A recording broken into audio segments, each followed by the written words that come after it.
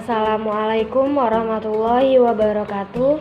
Perkenalkan, nama saya Sarifah Washanin, NIM 120116264717, jurusan Bimbingan Konseling Pendidikan Islam, Fakultas Tarbiyah dan Keguruan, mata kuliah Psikologi Belajar dan Pembelajaran, dosen pembimbing Ibu Suci Habibah MPD.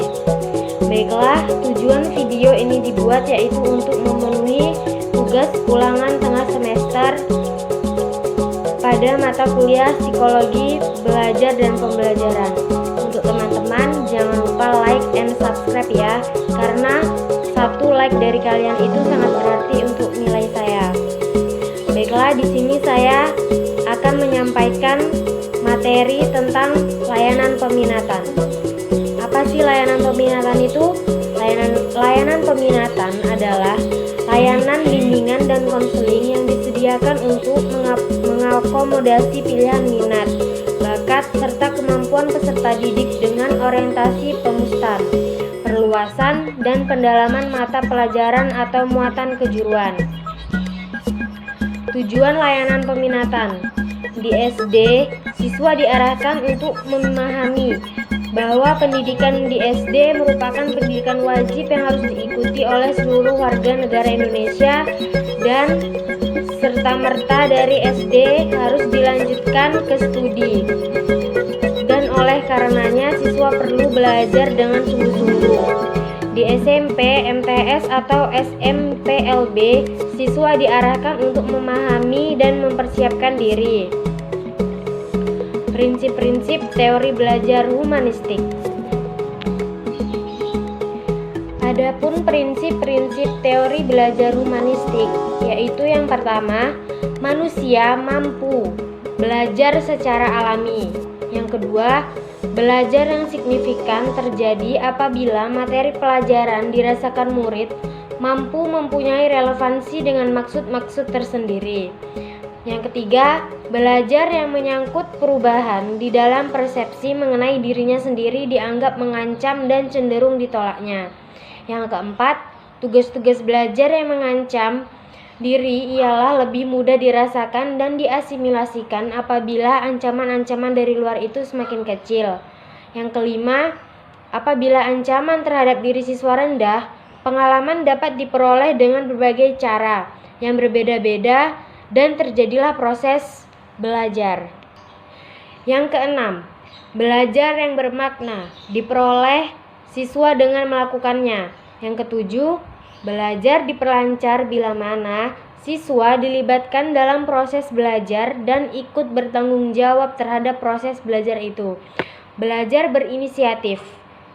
Berinisiatif ini merupakan melibatkan kepribadian siswa seutuhnya, baik perasaannya maupun intelektual, merupakan cara yang dapat memberikan hasil yang mendalam dan lestari. Yang kesembilan, kepercayaan terhadap diri sendiri. Kemerdekaan, kreativitas lebih mudah dicapai terutama jika siswa dibiasakan untuk mawas diri dan mengkritik dirinya sendiri, dan penilaian dari orang lain merupakan cara kedua yang sangat penting. Yang kesepuluh, belajar paling berguna secara sosial di dalam dunia modern ini adalah belajar mengenai proses belajar, suatu keterbukaan yang terus-menerus terhadap pengalaman dan penyatuannya ke dalam diri sendiri mengenai proses perubahan itu. Yang selanjutnya yaitu implikasi teori belajar humanistik. Yang pertama, guru mempercayai adanya keinginan masing-masing dari siswa. Guru sebagai fasilitator, guru mengambil praksa untuk ikut serta dalam kelompok. Guru mencoba mengatur dan menyediakan sumber-sumber untuk belajar. Adapun ciri-ciri guru yang fasilitatif, yaitu merespon perasaan siswa, menghargai siswa, kesesuaian antara perilaku dan perbuatan, menggunakan ide-ide siswa untuk melaksanakan interaksi yang sudah dirancang, tersenyum pada siswa, dan berdialog dan berdiskusi dengan siswa tersebut. Yang selanjutnya, aplikasi teori belajar humanistik. Aplikasi teori humanistik ini lebih menunjuk pada ruh atau spiritual selama pembelajaran yang mewarnai metode-metode yang diterapkan. Para guru dalam pembelajaran humanistik adalah menjadi fasilitator bagi para peserta didik, sedangkan guru memberikan motivasi, kesadaran mengenai makna belajar dalam kehidupan peserta didik. Guru memfasilitasi pengalaman belajar kepada peserta didik dan mendampingi peserta didik untuk memperoleh tujuan pembelajaran tertentu. Adapun tujuan pembelajaran yang lebih kepada proses belajar daripada hasil belajar, yaitu melalui proses yang umumnya dilalui, yaitu yang pertama, merumuskan tujuan belajar yang jelas, mengusahakan partisipasi aktif peserta didik melalui kontrak belajar yang bersifat jelas, jujur, dan positif, mendorong peserta didik untuk mengembangkan kesanggupan peserta didik untuk belajar atas inisiatifnya sendiri, mendorong peserta didik untuk peka berpikir kritis, memaknai proses pembelajaran secara mandiri. Poin yang selanjutnya, peserta didik didorong untuk bebas mengemukakan pendapat, memilih pilihannya sendiri, melakukan apa yang diinginkan, dan menanggung resiko dari perilaku yang ditunjukkan. Guru menerima peserta didik apa adanya, berusaha memahami jalan pikiran peserta didik, tidak menilai secara normatif, tetapi mendorong peserta didik untuk bertanggung jawab atas segala resiko perbuatan atau proses belajarnya, memberikan kesempatan murid untuk maju sesuai dengan kecepatannya, evaluasi diberikan secara individual berdasarkan perolehan prestasi peserta didik. Yang selanjutnya yaitu adapun perbedaan antara teori belajar behavior, kognitif, dan humanistik. Pada dasarnya, teori-teori belajar humanistik, kognitif, dan behavioristik memiliki tujuan yang sama, yaitu sebuah perubahan sikap, perilaku, dan keterampilan peserta didik yang diperoleh melalui proses belajar dan pembelajaran itu sendiri. Namun, yang membedakan adalah cara pandang terhadap apa dan bagaimana tujuan pembelajaran dapat dicapai. Teori-teori ini muncul disebabkan oleh sebuah kritik dan ketidakpuasan para ahli pendidikan terhadap teori-teori yang ada sebelumnya. Pembelajaran behavioristik ini hanya berpusat kepada pendidik atau teacher center. Begitu pula dengan teori-teori.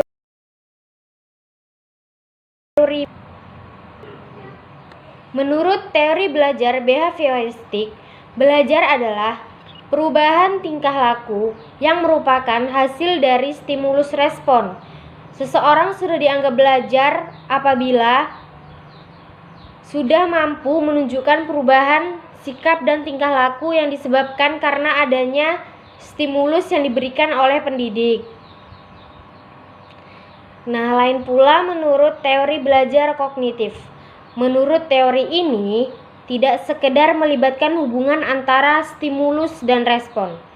Hakikat belajar menurut teori belajar ini adalah suatu aktivitas belajar yang berkaitan dengan penataan informasi, reorganisasi, perseptual, dan proses internal, sehingga melahirkan perubahan persepsi dan pemahaman yang tidak selalu berbentuk tingkah laku yang dapat diamati dan dapat diukur.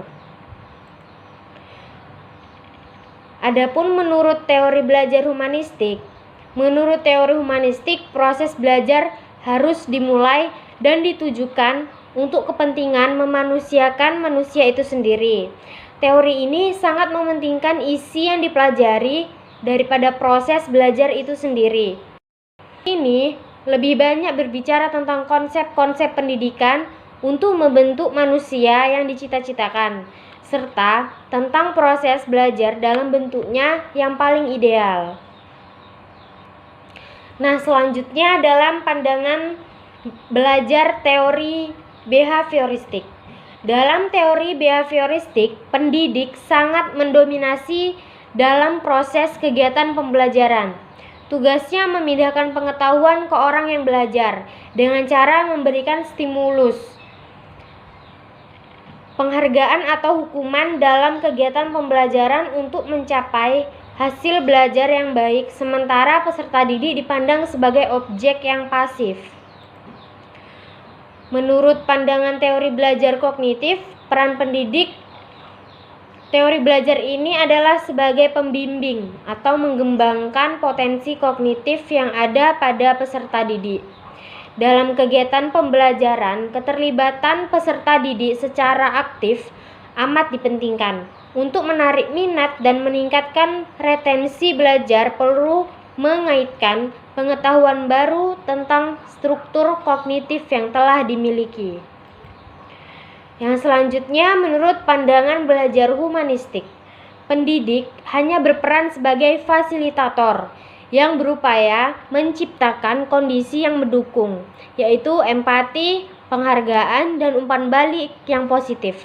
Menurut pandangan teori ini, pendidik dituntut untuk hanya melakukan kajian bagaimana dapat mengajar dengan baik, tetapi harus melakukan kajian yang intensif dan komprehensif untuk menjawab pertanyaan bagaimana agar peserta didik dapat belajar dengan baik, sementara peserta didik diarahkan untuk memiliki kemampuan berpikir induktif, mementingkan pengalaman, serta membutuhkan keterlibatan peserta didik secara aktif dalam proses belajar.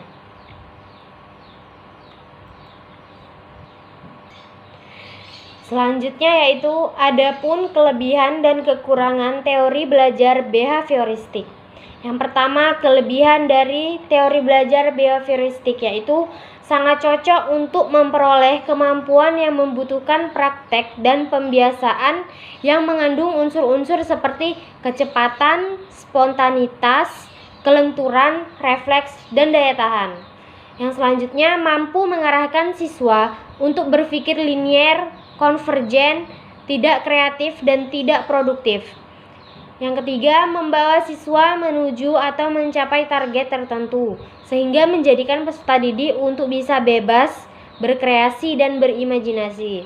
Adapun kekurangan dari teori ini, pembelajaran siswa yang berpusat pada guru atau teacher-centered learning, bersifat menitik beratkan hanya pada guru. Yang kedua, murid hanya mendengarkan dengan tertib penjelasan guru dan menghafalkan apa yang didengar dan dipandang sebagai cara belajar yang efektif. Yang ketiga, siswa baik hukuman verbal maupun fisik seperti kata-kata kasar, ejekan, jeweran yang justru berakibat buruk pada siswa.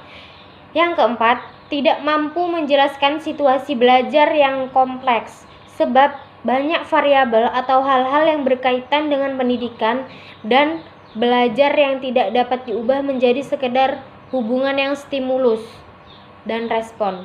Yang kelima, tidak mampu menjelaskan alasan-alasan yang mengacaukan hubungan antara stimulus dan respon. Selanjutnya, kelebihan dan kekurangan dari teori belajar kognitif, yaitu yang pertama, kelebihan dari teori belajar kognitif. Sebagian besar dalam kurikulum pendidikan negara Indonesia lebih menekankan pada teori kognitif yang mengutamakan pada pengembangan pengetahuan yang dimiliki pada setiap individu. Pada metode pembelajaran kognitif, pendidik hanya perlu memberikan dasar-dasar dari materi yang diajarkan. Yang selanjutnya, kekurangan dari teori belajar kognitif, yaitu pada dasarnya teori kognitif ini lebih menekankan pada kemampuan ingatan peserta didik.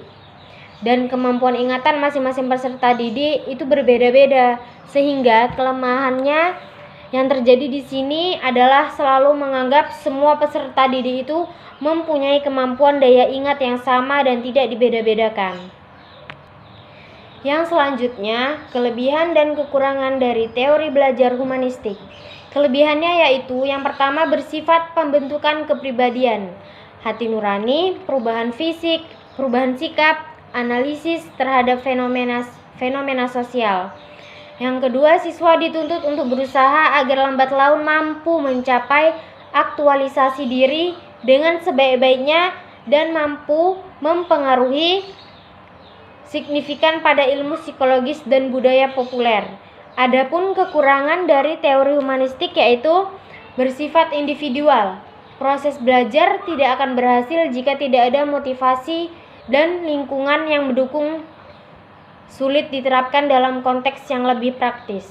Peserta didik kesulitan dalam mengenal diri dan potensi-potensi yang ada pada diri mereka. Nah, di sisi lain, secara aplikatif, seorang pendidik tanpa disadari bisa dipastikan pernah mempraktekkan berbagai teori-teori belajar tersebut. Dalam prakteknya, apabila seorang pendidik menemukan dan mendapatkan kesulitan-kesulitan pada satu teori yang menjadi kerangka berpikirnya, maka kemungkinan besar dia akan mencoba teori lain dalam mengatasi masalah yang dihadapinya tersebut. Oke, baiklah, itulah tadi penjelasan materi tentang layanan peminatan. Apabila ada kesalahan, saya mohon maaf. Saya akhiri. Assalamualaikum warahmatullahi wabarakatuh.